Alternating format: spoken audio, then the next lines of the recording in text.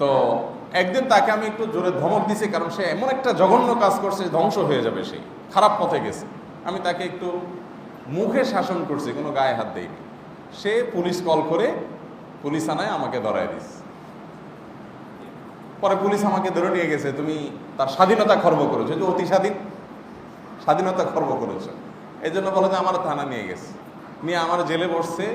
বিচার হয়েছে, বিচারের সিদ্ধান্ত হয়েছে যে আমি এখন থেকে এই ছেলেকে রাষ্ট্রীয় প্রাপ্তবয়স্ক হওয়ার বয়স হওয়া পর্যন্ত তার ভরণ পোষণ দেওয়ার জন্য তাকে আলাদা বাসা ভাড়া করে দিব, মাসে মাসে খরচ দিব, বসায় বসায় খাওয়াবো, সে যা খুশি তা করবে, তাকাইতেও পারবো না।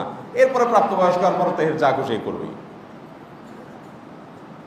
তো আমাকে ভদ্রলোক বলছিলেন, হুজুর এই বেদনা, এই দুঃখ কাউকে বলে বোঝানো যাবে না। মানুষ মনে করে যে ওয়েস্টার্ন কালচারে বসবাস করলে সুখে